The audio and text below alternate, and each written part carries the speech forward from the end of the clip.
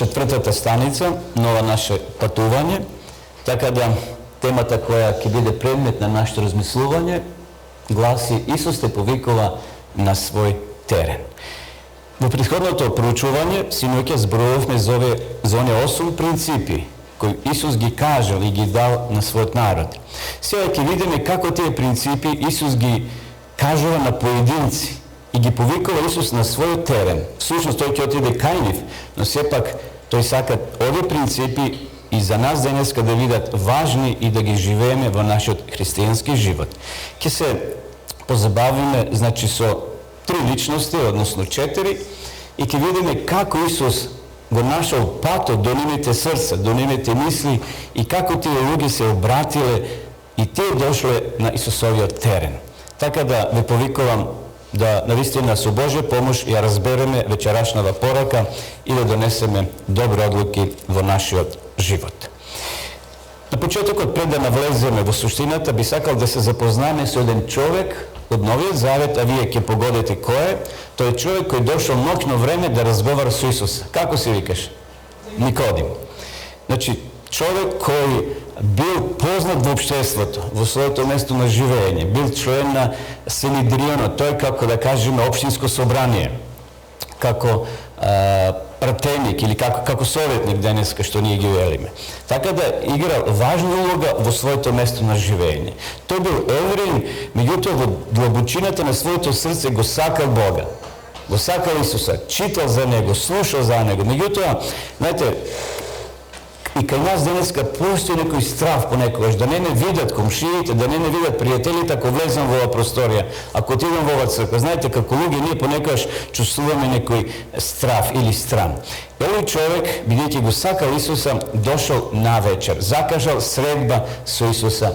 Овој текст не може да го прочитате, ситни се буквите, но јас ќе ви раскажам за што станува збор. Значи, Јован, 3 глава, тоа го пише, вели, меѓу фарисеите беше еден човек по име Никодим, кнез јудејски.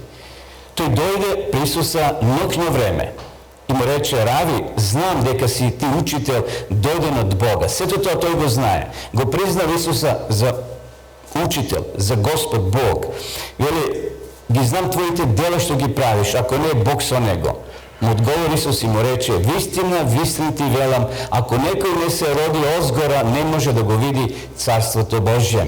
Никодим му рече: како може човек да се роди кога е стар? Зар може да влезе, зар може повторно да се роди? Во смисол, тој мисли дека Исус зборува за повторно биолошко раѓање. Меѓутоа, подолу во текстот и во другите текстови надолу, Исус зборува за едно друго духовно раѓање, а тоа е ново раѓање. Всушност, овде Исус ни дава на сите нас, луѓе кои живееме на оваа земја, да направиме еден нов почеток, еден рестарт во нашиот христијански живот. Сите ние имаме своје минато, добро или лошо, падови. Меѓутоа, ете, Исус ни дава прилика да го тоа закопаме, да се ослободиме и да почнеме еден нов живот. И подолу текстовите велат дека Исус му зборуваше за ново раѓање со вода, не и со дух секако, а не она биолошко раѓање. Всушност, овде гледаме дека Никодим бил повикан од Исуса на тој терен, да дојде кај Исуса и да му ги каже овие принципи за кои ние синоќа зборувавме: благо на сиромашните, благо на гладните и така натаму. Веќе се сеќавате за што ние зборувавме. Токму ова вечерашно проучување, почитување, ќе видиме дека Исус сака да те ослободи тебе и мене од нашето минато. И затоа последиците на блаженствата треба да се видат секојдневно во нашиот живот. Еве што сака Исус да види.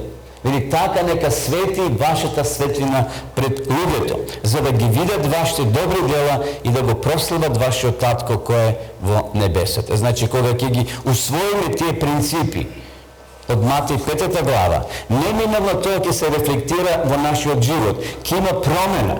Не може да биде истиот човек ако се сретне со Бога, односно со Христа. Не може. Мора да има некоја промена.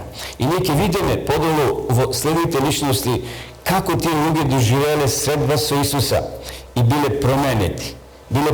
Може би во општеството биле најлоши, може би биле прогласени за навистина отпадници, грешници, но средбата со Исус ги препородува, им дава еден нов рестарт, еден нов почеток. Всушност, ние како христијани не треба да ги подценуваме другите луѓе, да се правиме дека ние сме поголеми од нив, нешто повеќе знаеме. Во следниот пример, тоа ќе ни биде многу појасно кога ќе го проследиме примерот на Том Селек. Не знам дали го знаете кој е тој човек. Ја не го знаев. Меѓутоа, читајќи, пронајдов дека овој глумец, актер, познат актер во светот, тој е, например, играл главната улога во филмот, во серијата Магнум. И тој во својата автобиографија напиша многу интересни работи. Вели дека се шета во еден град, и градот го имам овде запишено, Хонолулу. Не е важно, град прекрасен, убави плоштади, паркови, вели шетав и уживав. И налетав на еден брачен пар на јапонци. Знаете, јапонците ги има по цел свет. Тие носат камери претежно и стално се сликаат.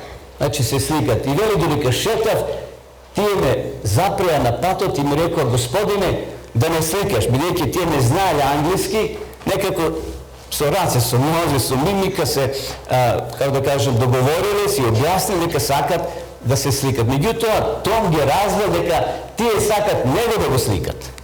И тој веќе барал некоја позадина убава, застанал и да го сликат. Меѓутоа тие рекле: но, ти нас да не сликаш.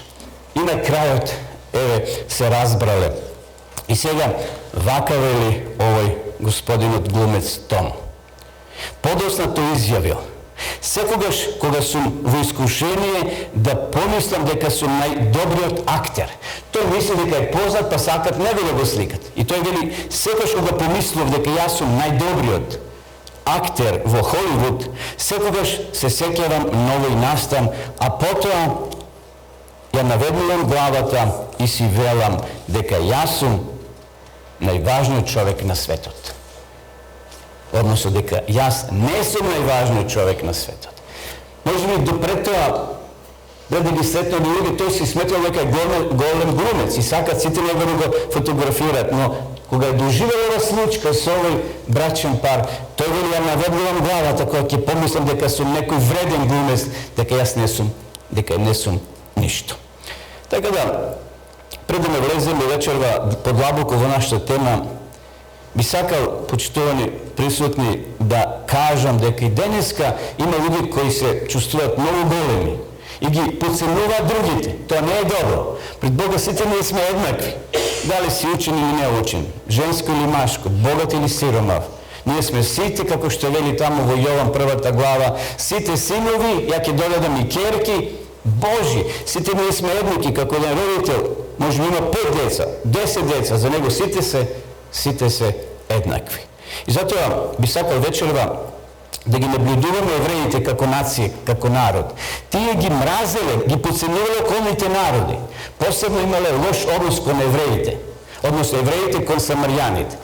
Нивниот однос бил навистина лош. Толку ги подценувале, дури не сакале да се поздравуваат со нив.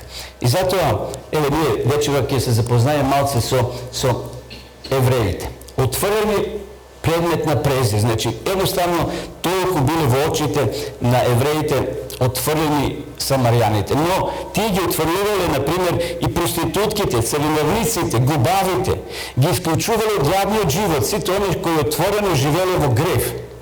Нивниот живот станувал предмет на исмејување. На жалост, Бог тоа не го одобрува. Ако били израелците Божи народ, но Бог тоа не го одобрувал.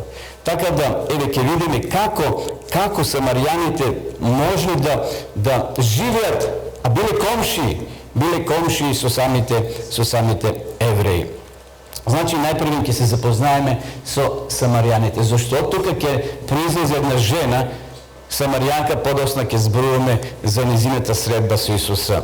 Самарјаните биле народ кој живеел во Израел. Кои били самарјаните? Од каде потекнуваат? Еве на брзина неколку историски факти. Името го добиле по населбата или местото, таа територија каде што живееле. Значи Самарија. главниот град на античкото Израелско царство. 722 година пред нашата ера, асирците го покориле Израел. Израел бил со 12 племиња. Водени тие се скарали меѓу себе и се разделиле на 10 со 2 племиња, на северно и јужно царство. И така ослабнеле. И лесен плен биле за околните народи кои постојано ги напаѓале. И сега асирците го напаѓаат овој дел од Израел и го покориле и ги одвеле главните фаци или главните луѓе и ги преселиле во друго место, а од Асирија донеле своји луѓе, семејства. Така да мажите се жениле со жените кои останале во Израел. И така се создала ова нација Самарјани.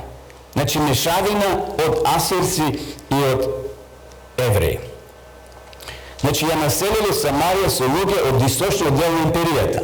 Тие стапеле во брак со евреите кои останале во Израел и така се создала, да кажеме, ова нација во 722 година. Интересно, значи тие се полубраќа меѓу себе. Тие ги обожавале 5 книги Мојсееви, додека другите мали пророци не ги прифатиле. Имале мешавина од незнабожците и нешто од еврејската вера или наука. Така да, едноставно, имале своји богослуженија. Кога Израел се ослободил од робството и почнал го градат храмот, самарјаните се принудили да помогнат. Тие рекле, не, вие сте нечисти. Ние не сакаме вие да ни помогнат, да ни помагате. Значи, тоа евреите го одбиле. И настанал конфликт помеѓу двата народи. И затоа самарјаните сега треба некаде да се молат, немат храм. Во Иерусалим не можат, не смеат, не ги пуштат како нечисти и тие си соградиле свој храм на гората Герисим. Значи, на гората во непосредна близина Иерусалим, тука тие си соградиле свој храм и имале своји богослуженија. Како што рекол, го држале Мојсеевиот закон, ги почитувале првите 5 книги од Стариот Завет, а пророчните книги ги отфрлиле. Но зеле нешто од незнабожците, имале некои идолопоклонички верување и ги вткаале во својата вера. Еве, уште некоја фотографија да видиме. Самарија. Кога поминувате со автомобил или со автобус, ќе го видите тој град. Меѓутоа, градот како град нема некои интересни детали, освен едно место, а тоа е изворот или бунарот на Јаков. Тоа е гордоста во Самарија. Ден денес е сочуван наводно тој бунар каде што го направил Јаков, стариот Јаков уште во Стариот Завет. И тие го прифатиле тоа верување и едноставно доаѓале на тој извор и понеле вода. Значи, еве, денеска со кофа, знаете бунар како изгледа, и тоа е атракција, доаѓаат туристи и тука едноставно тоа го гледат. Еве, како изгледа сега тоа место. Мислам дека има уште една фотографија. Добро, се години понатаму имаше фотографија каде што се слегнува долу до извор да го видите тој бунар. Значи сега бидејќи имало од тоа време разни земјотреси, поплави и тоа е насукана земја, да кажеме, песок. Така да сепак тоа е направено како атракција за денешните туристи кои одат таму и тоа да го видат. Ето овде сега го гледаме тој град, еве Самарија. Тука Исус ќе помине наскоро. Ќе видиме после во самиот текст. Тука тој ќе помине и ќе се задржи кај изворот, тој извор кој самарјаните го сметеле како светиња. А тука во непосредна близина е, рековме, и нивниот храм кој го изградиле. Понатаму, тука е и местото Сихар и уште едно место Сихем. Сеќавате Сихем од Стариот Завет кога Јосиф одеше да ги бара браќата? И вели отиде во Дотаим и Сихим и тамо ги најде, кога ги носеше во торбата храна. Сеќавате кога го продадува, кога го фатија, кога го пуштија во бунар и го продадува на исмаилците. И Јосиф ќе отиде во затвор, односно ќе биде продаден, и ја знаете, сега ве враќам само на историјата на израелскиот народ. Но сето тоа е врзано овде во близина. Значи, сето тоа се случува овде. Еве уметникот како тоа го нацртал, таа средба, еве овде тој бунар, интересно, Исус ги праќа учениците во град да купат храна. Тој не сакал тие да му сметат кога ќе се сретне со жената Самарјанка. Исус однапред се знае што ќе се случи. Меѓутоа, тој сакал да биде сам, зашто повеќе мажи, ако се сретнат со жена во времето на Израел, тоа не било пријатно. Па и самиот Исус, кога ќе се сретне со жената ќе се зачуди како ти, маж, евреин, имаш право или можеш да разговараш со мене Самарјанка. Затоа ќе читаме подосна и текст од Библијата. Но како да е, Исус овде застанал во Сихар, тоа е местото Сихар, кај што се наоѓа бунарот на Јакова, да се сретне со ова жена и да ја запознае. Сихар, средба со Исуса. Исус поради жената Самарјанка сватил, значи во Сихар. Се одмарал крај бунарот на Јакова или Јакововиот бунар, додека учениците заминале да купаат храна. Се било подготвено од Исусова страна. Жената била несвесна на кој човек ќе најде. Жената стигнала без да знае што ќе се случи. И сега замислите, еве сликарот Глох то многу убаво го нацртал. Ова цртана слика, знаете, не е сликана, меѓутоа ја доловува таа слика, тој настан, средбата на Исуса со жената Самарјанка, овде значи тој бунар или кладенец, така кажано народно во тоа време, но сепак место кај што тие ќе се сретнат. Жената кога дошла? Наутро или напладне? Напладне. Под нивниот обичај во тоа време, и жените доаѓале наутро да помнат вода, за да имат сготва, да ги операт садовите, за домашните потреби во текот на денот. Меѓутоа, ова жена дошла напладне. Не сакала да сретне со светците. Ете, под наводниците оставим. Бидејќи самата жена ќе каже за себе каква е, какво има минато. Понатаму, што да кажеме, уште нешто. Се сретнала со најсветиот човек. Се сретнала, значи, со самиот Исус Христос. Имала чудно минато. Таа нема да го крие. Тоа ќе го каже и ние ќе го читаме од Библијата. Имала 5 мажи.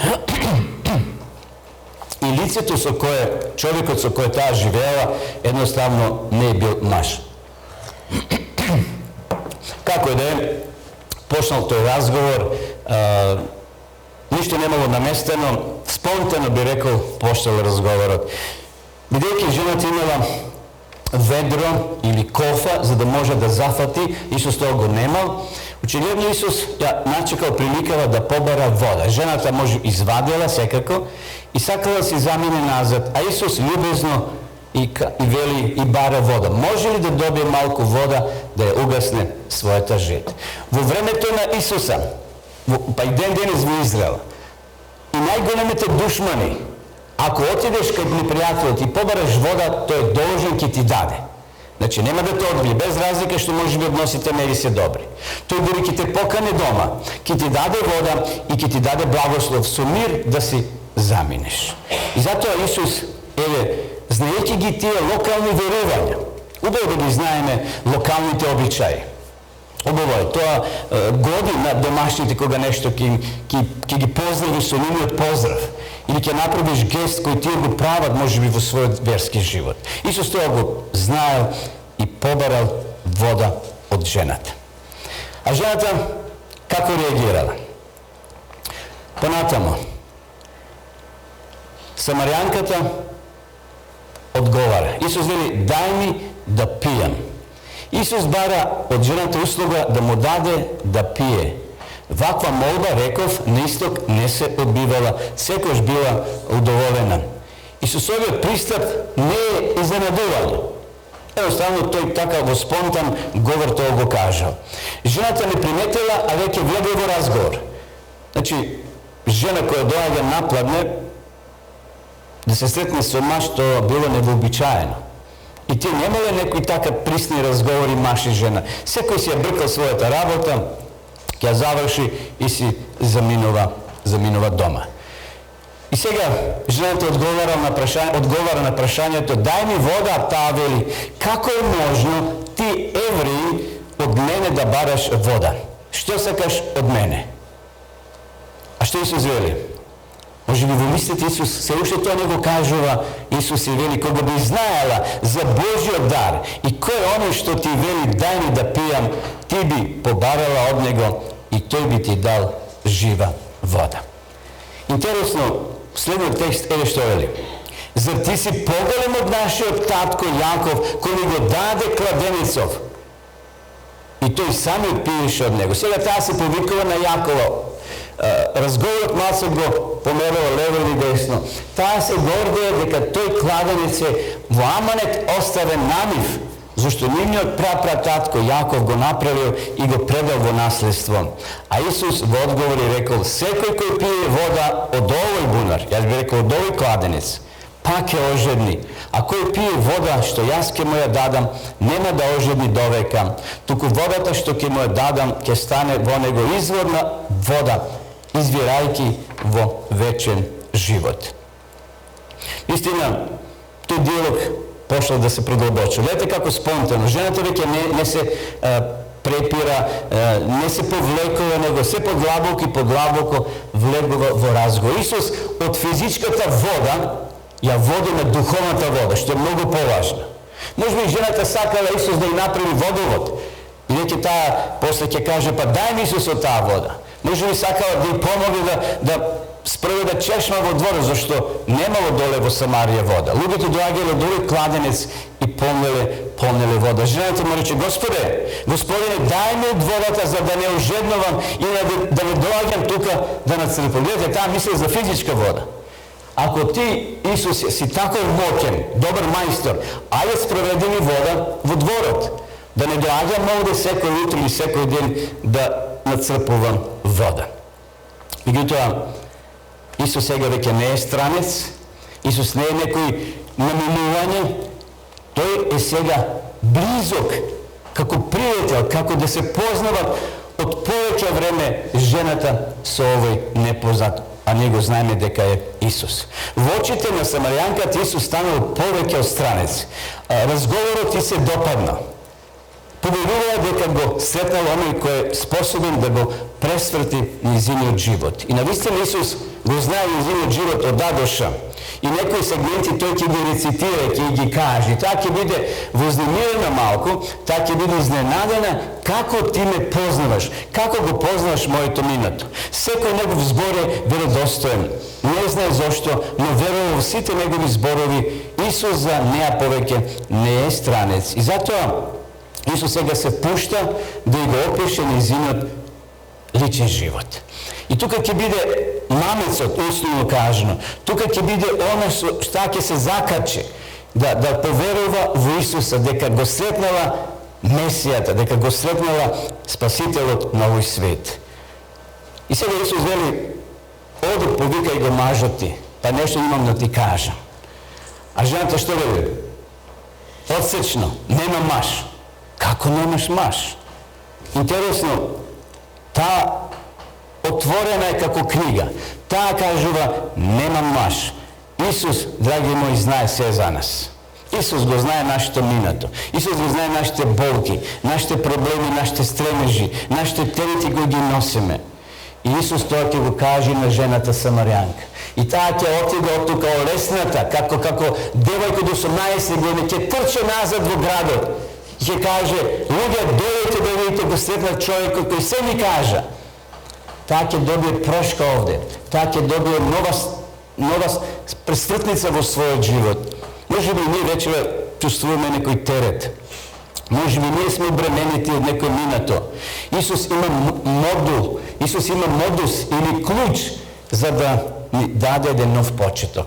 Како ни Никодема во почетокот што го спомнавме, подолу Исус му рекол, Никодем, ако наново не се родиш, не можеш да го видиш Царството небесно. Значи Исус ни дава по пат на водено крштевање да го избришеме минатото, како со гумичка, бел лист, како ништо да не е било во минатото. Тоа Исус може само да го направи. И затоа Исус го воспоставил и тој обред на крштевање, баптизо, потопување, кога човекот ќе биде потопен во вода и кој ќе биде кренат, тој почнува од нула. Од нула почнува. И тој живот Библијата го нарекува новороден живот во Христа. Дојдеме понатаму. Исус сега ја повикува на свој терен, но не сака Исус сама таа да биде. И затоа му вели, оди, доведи го машти. А Исус вели, односно жената вели, немам јас маж. И сега таа си размислила, сигурно тој човек е пророк. Жената му рече, јас немам маж.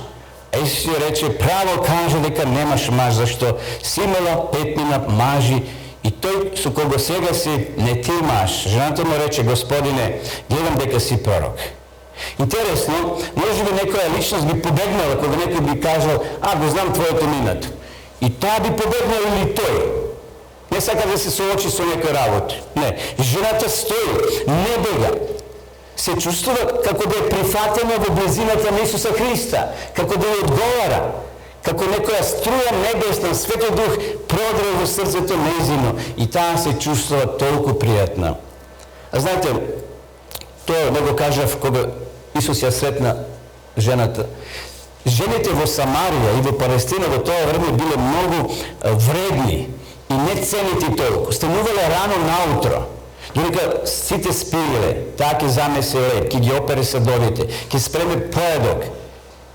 И цел ден биле на нога, што би се рекло. Цел ден би работела, да ги задоволи, тогаш се месеци да биле со повеќе членови. И замислите, ова жена која имала терет во својот физички живот, сега доаѓа тука кај Исуса. Не само физички што ќе се растерети, духовно е многу поважно ние да се растеретиме од нашето минато. Исус ќе даде нова жена сега еден нов почеток. Разговарале малку за непријатни теми, секако. Кој е во право по прашањето на местото на богослужение? И тоа прашање го отвориле. И жената ќе каже, како ти да си постар од нашиот прататко Јаков?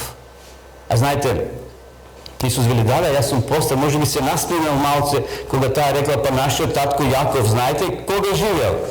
А Исус вели, јас сум и пред Аврама, и пред Јакова, и пред Исака. Тоа се се патриарси кои се народиле од Аврама. Но Исус вели, јас сум и пред вашиот прататко Аврам. А жената му рече, одем понатаму, тоа го читавме, доаѓа време, но доаѓа час и веќе тука кога вистинските поклоници ќе му се поклонуваат на таткото во дух и вистина, зашто таткото сака такви поклоници. Бог е дух и кои му се поклонуваат во дух и во вистина. Не е битно дали се молите горе на планината, на тој храм, дали се молите во Иерусалим, не е важно. Ако таму Бог не е присутен и од злато да е зградата не вреди ништо. Во Новиот Завет пишува кај што се двајца или тројца, кој е таму? Кој се молат во името Божие. Самиот Бог присутен. Бог не зависи од градбата дали е со злато постелен или не.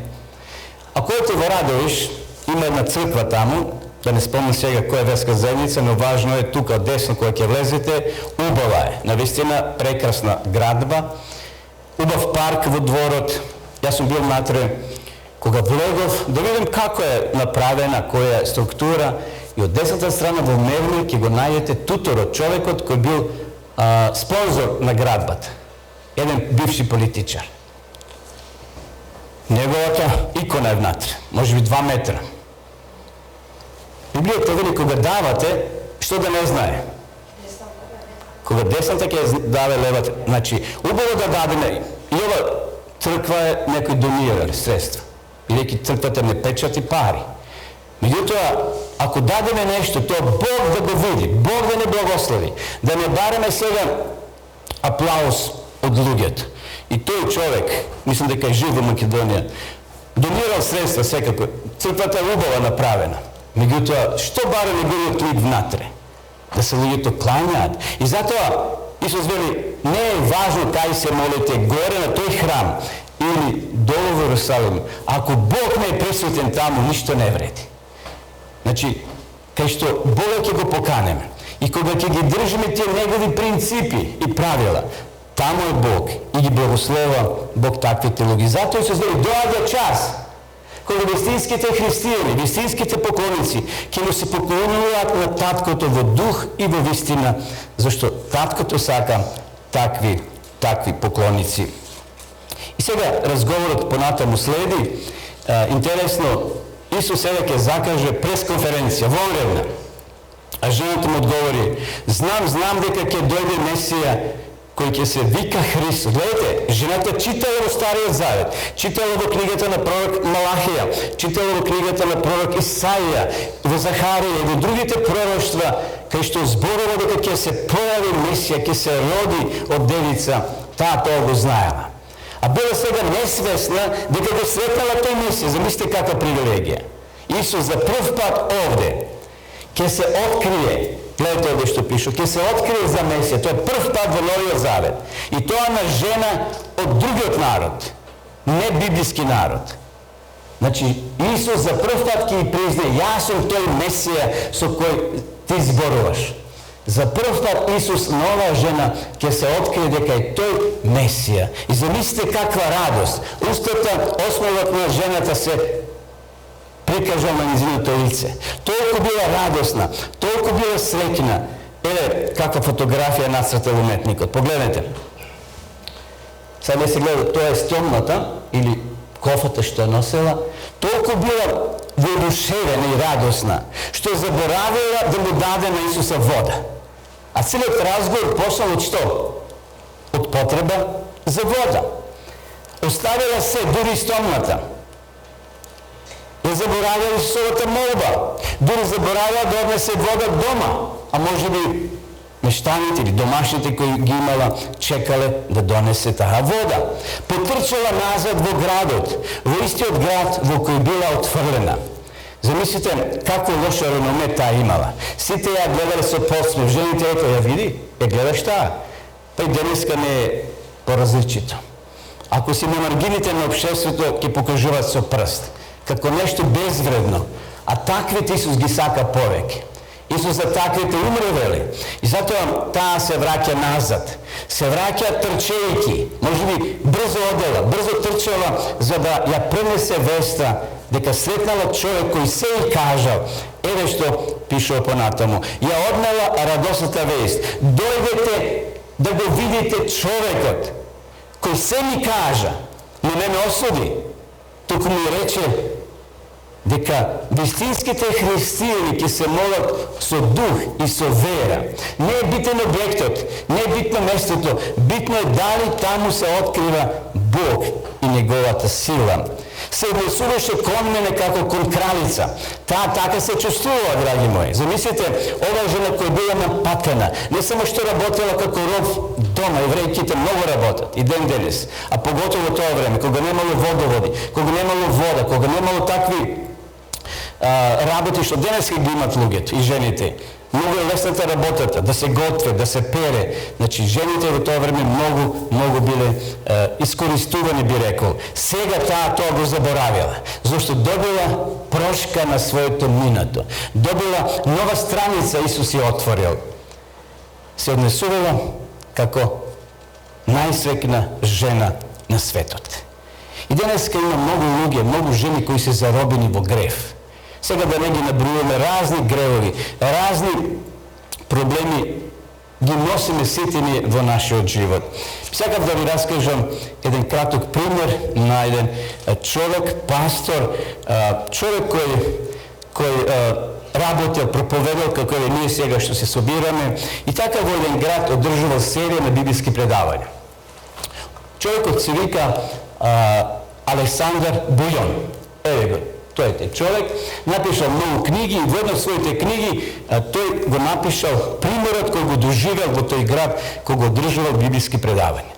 Бил еден ден оде по улицата, во некоја населба од тој град, и отедеш некој куче почнало да лае по него, да го гони.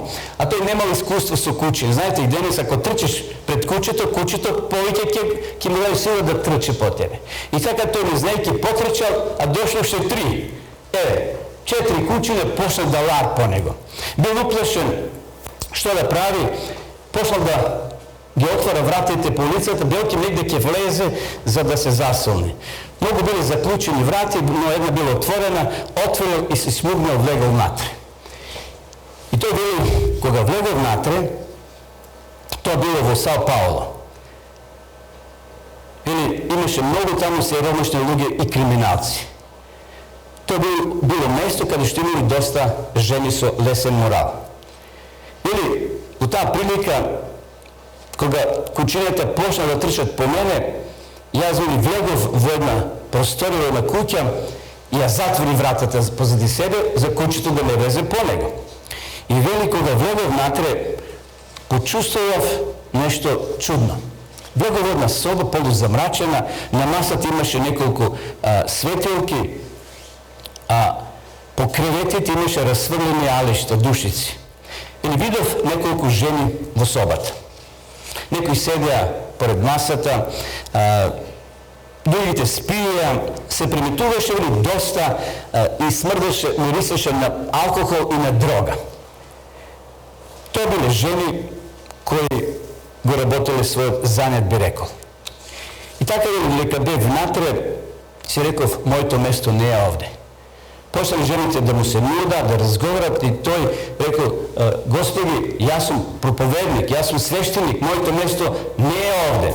Јас дојдов случајно зашто да се засолам од кучињата. И човекот излезе низ врата, ризикувајќи повторно да налете на кучињата. Но сепак, тука завршува кратката приказна. Следниот ден, проповедникот повторно поминувал низ таа улица, сега немало кучиња. И една таа жена, која прва го примила внатре, која го приметила, кога разговарала со него, сега го препознала и вели, Господине Бујон, вие синоќа бевте кај нас? Да, вели, бев, ама моето место не е за таму. Но, Господи, ако сакате, дојдете вечерва на предавање во градот, јас држам предавање за Господ, за Исус Христос. И рекла жената, добро, ќе дојдам. Пратете ме сега како ќе следи тој разговор со оваа жена, нешто слично како со жената Самаријанка. Дошла жената вака на предавање, скоро целото предавање го преспала. Меѓутоа доаѓа редовно. И како да спиела цело време, за сета селија таа спиела. И кога завршили предавањата, последната вечер, таа дошла кај пасторот, таму во ходникот со солзи, полни очи и му рекла следново, пасторе, слушај ме, пастор Бујон, може би мислиш дека јас сум ги преспала сите твои предавања и дека ништо не разбрав од тоа што го кажа. Но јас сепак разбрав се. И затоа сега ти се обраќам на тебе. Јас сепак сакам да разговарам. Дали знаеш, Господине Бујон, дека позади мене постои еден неуспешен живот? Неуспешен живот. Имам семејство, имам сопруг, имам деца, но повеќе сакав алкохол отколку нив. Отколку најблиските. Кога маж ми доаѓаш од работа, јас престанав да готвам. Се повеќе пиев алкохол. Се оддав на тоа пијанство. Бидејќи не можев повеќе да издржам дома, еден ден побегнав и станав проститутка. Но би сакал да го променам мојот живот. Сакам да се сменам. Сакам да свртам нова страница. Дали ќе се молиш за мене? Дали ќе ми помогнеш? Пасторот со жената се помолил и рекол, ќе покушам. Таа всушност го помолила пасторот дали може да направи средба со мажот, повторно да се врати во своето семејство. Тој рекол, ќе покушам, но ќе се молам за тебе, Господ да ти помогне. И замислите, човекот го нашол, пасторот го нашол човекот. Имал прва средба, тој не сакал да слушне за неја. Ни подразно не сакам да ја примам повторно. Меѓутоа, пасторот Бујон бил упорен, повторно направил средба со него и најпосле тој, како да кажам, се согласил да имаат средба. Замислете таа средба кога пасторот и жената седнале во една просторија и почнале разговор. И таа не се ни поздравиле, знаете, толку била напната ситуацијата. Не сакал тој да се поздрави со ним. Меѓутоа таа која го видела, клекнала пред него, клекнала и барала прошка барала прошка од својот сопруг.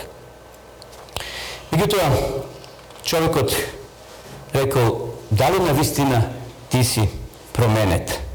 Дали навистина ти си променет?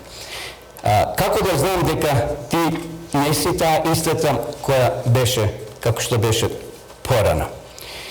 И замислите, ја прашува, јас сум променета, рекла жената. Како да знам? Кој ти помогна да се променила? Исус ме промени. Јас се молив, плачев пред Бога и Тој ми прости. Јас сум сега нова личност. И знаете што рекол сопругот? Дојди кај мене. И јас сакам да се сменам, дода сопругот. Затоа дојди дома и да одиме заедно по тој пат по кој ти си тргнала. Драги присутни, браќи и сестри, дали ние вечерва може да почнеме еден нов почеток? Дали вечерва ние може да почнеме да свртиме на нова страница како ова жена што свртила? Може не сме такви како што таа жена била, но имаме своји слабости, имаме своји проблеми, своји пропусти, свој минато. Исус вечерва ни нуди еден нов почеток. Таа жена рекла, Господјата, Исус, благодарение на Исуса, Тој ми помогна. Јас сега сум нова жена. Јас сега сум нова жена. Господ и вечера може да ни даде, драги присутни, сила да навистина да отпочнеме еден нов почеток со Исуса Христа. Ајде се вратиме повторно за миг кај Ерихон. Ке ги споменеме Ерихонските ѕидови. Уште во Стариот Завет е спомнат градот Ерихон и Ерихонските ѕидови.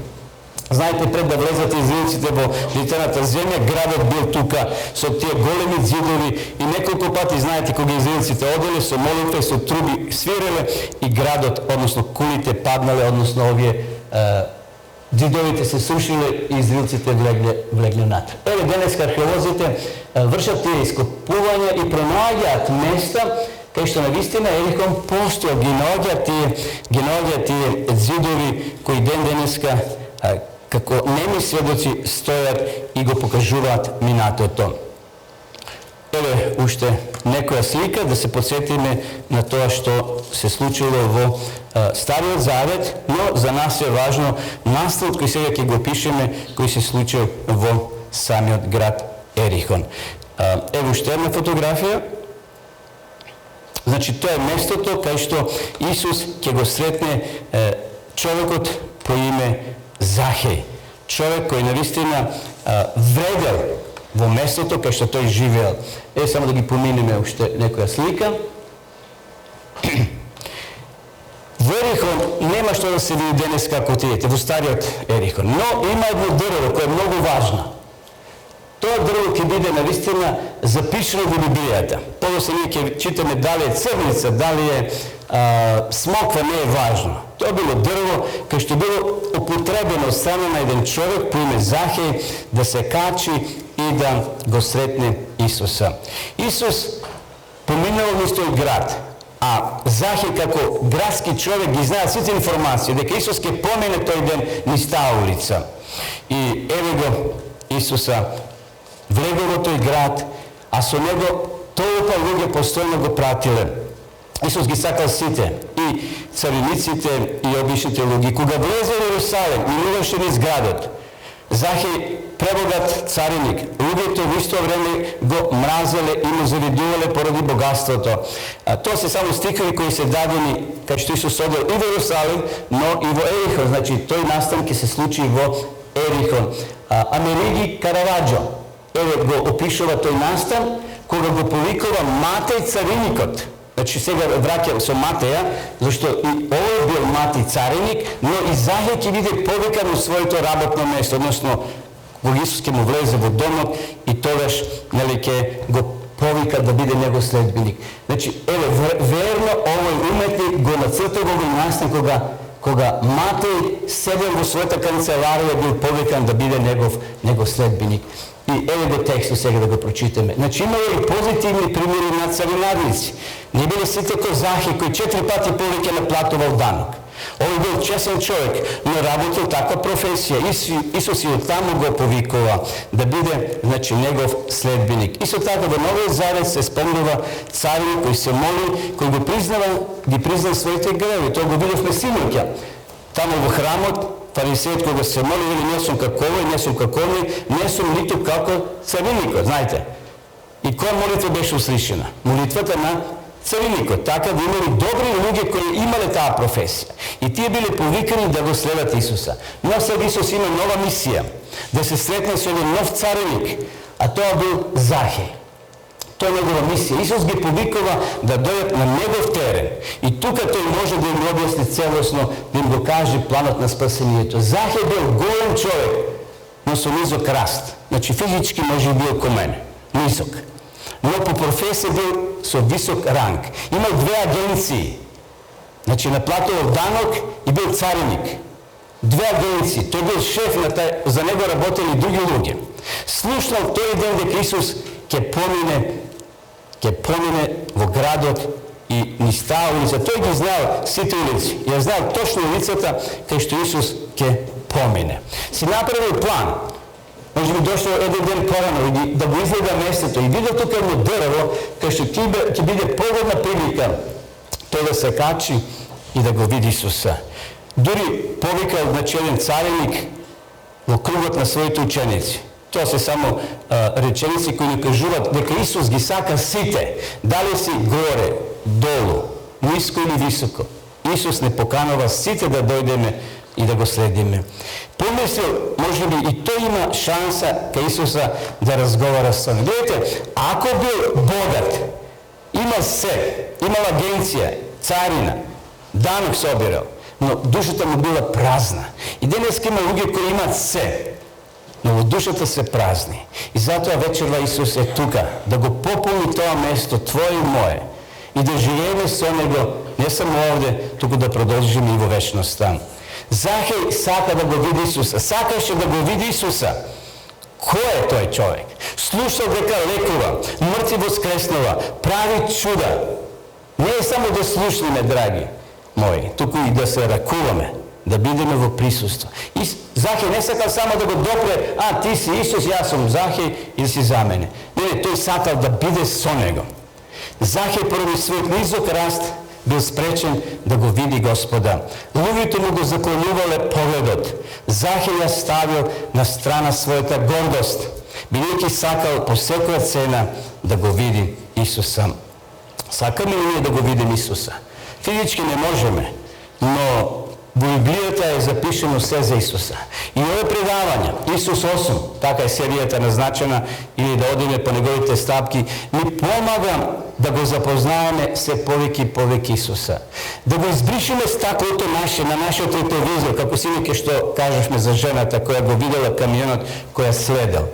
И нашиот духовен ретровизор понекогаш е замаглен и не можеме да го видиме Исуса, да ги видиме неговите принципи кои се дадени, кои треба да светлат во нашиот живот, но не само во нас, туку и ние да светлиме и да бидеме патокази, да луѓето ги насочиме кон Христа. Еден само пример, пак ќе се вратиме после на Захеја. Еден човек работел во железница. На скретница. Знаете, има тие скретничари кои ги минуваат скретниците кога треба да помине еден воз, трет воз и така натаму. Телефонот му задзвонил и добил наредба да ја префрли скретницата, бидејќи ќе намине брзиот експресен воз. И скретничарот ја взе лампата, ева е лампа, знаете она што ја мафта скретничарот, го запалил натре фенерот, ставил газија или петролеј и се упатил кон скретницата која го негде 200-300 метри. И тој почнал малки да трча за да побрза, бидејќи го слушал возот како не идува. Почнал за возот и да свире. Меѓутоа, додека тој таму ја сртил скретницата, возот удара и во следниот воз кој бил таму паркиран, теретниот, и била голема катастрофа се случила. Дошла полиција, дошле инспектори да проверат што се случило. Дали лампата не била запалена, дали скретничарот задустил неја свртел скритицата на време, скоро се било во ред. И на крајот, знаете кој бил виновен? Шоферот, односно овој машиновозачот. Тој бил обвинет, бидејќи тој страдал, бил обвинет дека не ги гледал знаците и не ја намалил брзината на време. Поминале години. Човекот, скретничар, бил свесен која е грешката. Односно, може би тој не бил свесен во тој миг, бидејќи тој ги извршил сите операции и задачи кои му биле поставени како скретничар. Значи, ја наполнил лампата, газија, ја запалил, ја зел и се упатил кон скретницата и на време ја тргнал. Меѓутоа, нешто било подруго. Човекот знаел за што е проблемот и пред смртната постела дека лежал, ги повикал своите најблиски синот да отиде во полиција и да ги викнат тие извршители, односно тие кои го истражувале удесот, односно несреќата, да им ја каже правата вистина. И вака рекол: јас сум Господо виновен. Зошто? Зошто си ти виновен? Тој рекол: јас се направив како што треба, но стаклото беше замрачено и не даваше што? Светлина. Значи, лампата горела, но немало отсјај, бидејќи стаклото било затемнето. Тој требало на време да ги избрише тие замрачени стакла. Оној машиновозачот не го приметил фенерот со кој мафтал тој за да ја намали брзината. И тој со сета брзина удара во теретниот воз. Почитувани, ние сме должни да го избришеме нашето стакло духовно, ако е заматено, со разни обичаи, со разни локални адети, со разни работи или примеси на христијанството кои не се содржани во Библијата. На време тоа да го избришеме, за да можеме да светлиме. Зашто читавме синоќе, вели: вие сте светлина, вие сте град кој стои каде? На високо. И треба да светлиме. Ако ги припатиме тие принципи кои Исус ги кажал, тоаш навистина нашиот живот ќе светли. На жалост, се било во ред, сета операција била во ред, но стаклата биле заматени, затемнети и човекот, шоферот или машиновозачот не можел тоа да го примети и се случила голема хаварија. И сега, интересно, Захеј, се враќаме повторно. Ево и прилика, ова е тоа дрво во Израел ако отидете. Дали црница, дали смоква, не е важно, важно било дрво. Истрча напред, се качи на дива смоква, за да го види зашто требаше да помине покрај неа. Рековме, со Исуса постојано било мноштво луѓе, па и овде имало многу луѓе. Но главниот човек во ова приказ на вистината се наоѓал горе на дрвото каче. Замислите, имал машина, бела кошула, сако, палто и качен господинот Захеј горе. Мисли дека никој не го гледа. И отеднаш поворката застанува овде. Исус не само што поминал низ улицата туку и се и застанал кај дрвото и го погледнал Захеја во очи. Захеј сега се нашол во небрано, би рекле. Сите гледат горе. Исус му вели и кога дојде на тоа место, Исус погледна нагоре и му рече: Захеј, слези бргу долу, слези, денес треба да бидам во твојот дом. И слезе веднаш и го прими на гости со радост. Ова е прво и единствено место и единствен случај кога Исус се нуди да биде гостин во некој семејство. Захеј воопшто не го ни поканил Исуса. Тој ќе се освести кога ќе се случи сета таа церемонија, кога Исус ќе замине, кога ќе биде пред дворот, пред куќата, цела редица стотици луѓе чекаат да им го врати данокот. И тоа ќе го направи Захеј. Ќе врати на сиромашните, ќе даде и 4 пати ќе им го врати. Захеј ќе остане гол, условно кажано. Неговата банковна сметка ќе остане празна. Но Захеј сега бил побогат, зашто го имал Христа во своето срце. Наисток, заедничките ручици биле посебни моменти на близкост. И затоа многу е важно дали ние сме подготвени вечерва да го викнем Исуса на наша собствена вечера. А сите кои го видеа тоа почна да негодуваат и да зборуваат: дојде во куќа на грешен човек да почине. Кога разбрали дека Исус оди во домот на Захеја, а царевниците, значи оние делучниците биле сметани за најголеми грешници во Израел. И сега Исус оде во едно такво семејство и му прави чест, луѓето полуделе. Буквално би рекол. Едноставно, негодувале, почна да негодуваат кога видеа. Но Исус не дошол на ручек, драги мои. Исус дошол да го обрати. Исус дошол да го очисти срцето на Захеја. А Захеј стана и му рече на Господа, гледайте сега што пишува. Еве Господи, половината од својот имот ќе дадам на сиромасите. Никој тоа не го кажал до сега. И ако сум зел од некого нешто, а зел, свесен е, вели 4 пати ќе вратам повеќе. И сега само на дигресија ќе ве подсетам за богатото момче. Друга приказна со друг човек.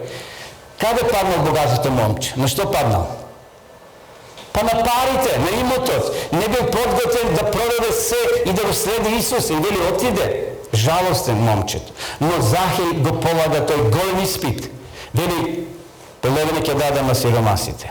4 пати ќе вратам на оние на кои сум зел повеќе. Захеј доживеал преобратување, драги мои.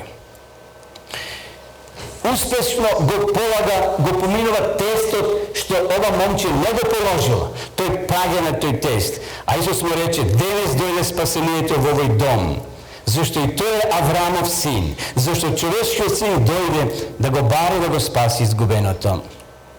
Сега Захеј станува Аврамов син. Дали сакаш да бидеш и ти Божи син и керка? Ако сакаш, кажи, Исусе, сакам да бидам. Знаете, ние сме како оној изгубениот син. Ние сме синови керки Божи, сите, пораѓање. Меѓутоа, на жалост, сме отишли во тој изгубен свет. Како она момче од приказната, таткото што имал 2 сина. Тој едниот отишол, мислејќи дека таму е животот. Кога потроши се, кога јадеше храна од свињите, тоа му беше забрането. Тогаш вели, па јас имам татко, ќе се вратам назад. И ја знаете приказната, таткото го прифаќа. Приведува ручек, му дава прстен, нови алиште, нови чели, тој знае дека добродојден и дека еднаков во семејството. Таткото во приказната е Бог. Изгубениот син сме ние, јас и ти. И затоа вечерва Бог не повикува да дојдеме целосно кај него. Што се случило? Дали Захеј го купил спасението со пари? Да или не?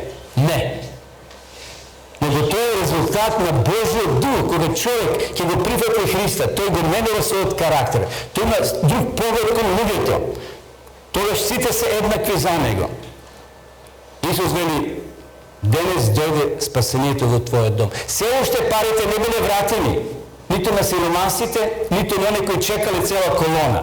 Тек подоцна, кога разбре дека Захеј се обратил и дека е подготвен да врати пари, може да ја видиме цела колона која чека. Луѓето рекле, одете, Захеј ги враќа парите.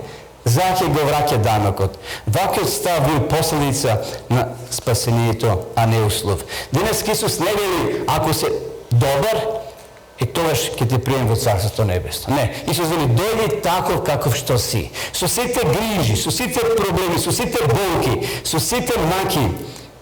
Во Матеј 11 глава вели, дојдете кај мене сите кои сте уморни и товарени, и јас ќе ве одморам. И сосема на крај за вечерва ќе го прочитаме еден од најубавите текстови во Новиот Завет, Откровение 3:20, кај што Исус вели, еве стојам на вратата и чукам. Дали го слушате тропањето на Исуса? Дали вечера го слушате Светиот Дух кој вели, ова е патот, отвори својата врата.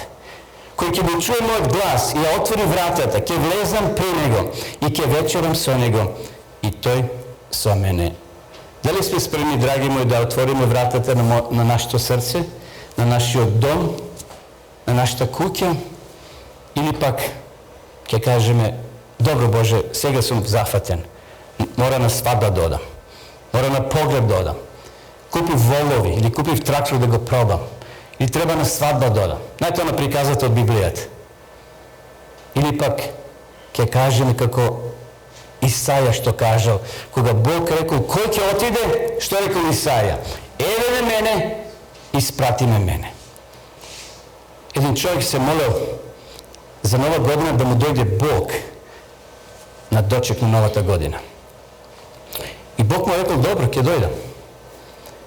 И дошла нова година, како сега навечер, тој се приготвил, се искапел, се стокмел, направил вечера, светилки, елка, се тоа што се приготвува за нова година. Негде после зајди сонце, некој задзвони на вратата, некој просјак со стапче, торба, тој гледа преку џамот, не е тоа Бог. Бог треба да биде другаче да изгледа. И нема отворил.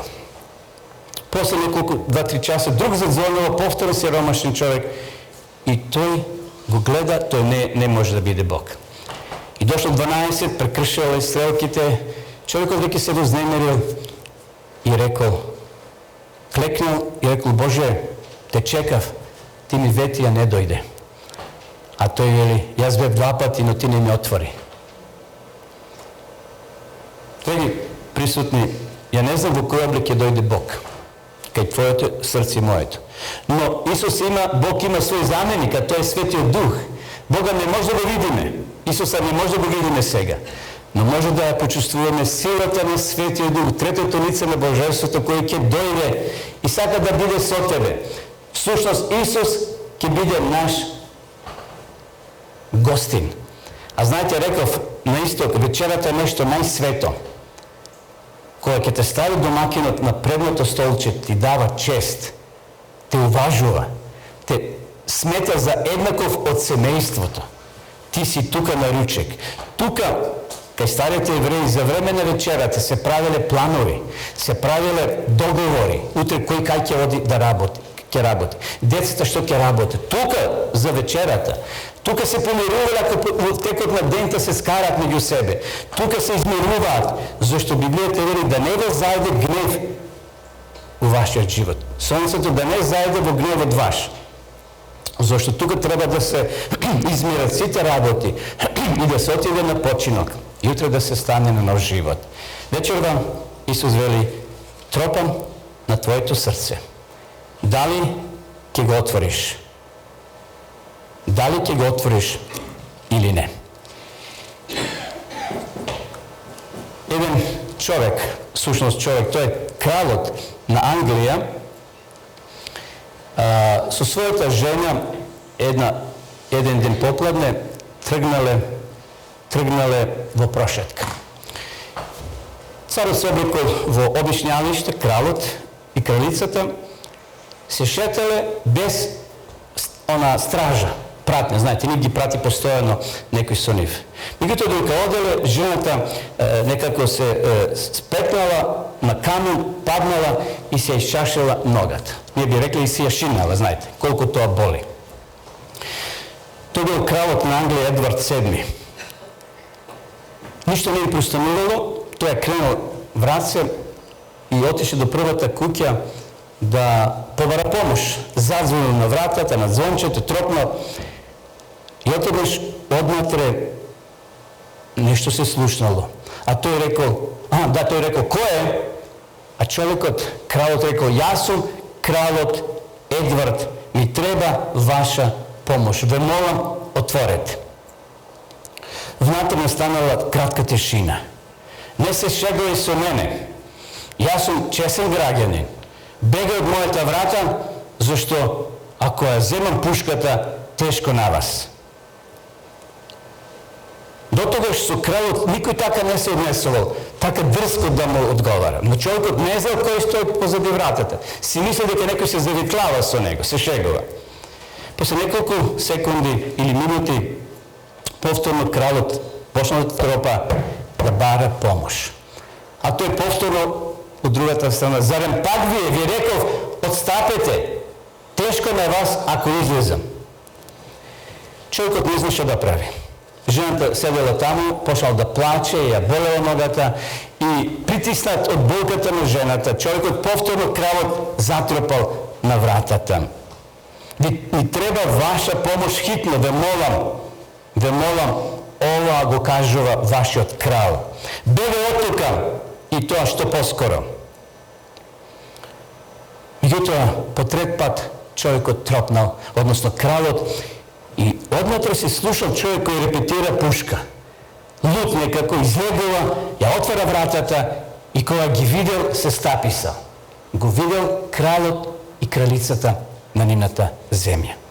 Клекнал и рекол, извинете, што можам да сторам за вас? Кралот рекол, жената падна, се ја повреди ногата, ве молам, повикајте помош. Побарајте помош. А вие, рекол човекот, седите во мојата соба, одморете. Тука завршува приказната. Меѓутоа подоцна, после повеќе години, овој човек, кој не знаејќи го прима кралот на државата и кралицата, кога се среќавал со своите пријатели, познаници, еве што кажал. Само замислете колку бев глуп, за малку ќе ја пропуштив можноста кралот на мојата земја да го внесам во мојот дом. Драги мои, да не се случи тој со нас, да го пропуштиме кралот, кој вели, стојам на вратата, замислите го Исус да тропи да бара помош нешто од мене, како кралот што барал од овој човек. Дали сме спремни да отвориме вратата вечера? Јас нема сега да ве натерам да гревате рака, но во вашето срце кажете, Исусе, ја отварам вратата, влези, да не бидам тој глуп како овој човек кој несвесно не знае кој стои зад вратата, иако тој му се представи дека е кралот на Англија, меѓутоа мислил дека некој се исмејува со него. Исус зечева стои и озбилно вели, тропам на вратата, чукам на вратата, ако го чуете мојот глас и отворите вратата, ќе влезем при вас и ќе вечерам со вас. Нека Господ ни помогне да на нашиот крал вечерва, кој чука на нашето срце, да му отвориме, зашто тој тогаш не кани на негов терен, како што ја поканил жената Самарјанка, како што го поканил Никодима, како што го поканил и Захеја, тој те кани и тебе, да дојдеш на неговиот терен. А тој терен еден ден ќе биде стварност, кој ќе дојде Исус, ќе бидеме на новата земја, кај што тамо вели ќе имаме многу подобри услови за живење. Павле вели што на око не дојде на човекот. И ово не слушна, такво нешто приготова Исус за нас. Нека му слава на големиот Бог. Амин.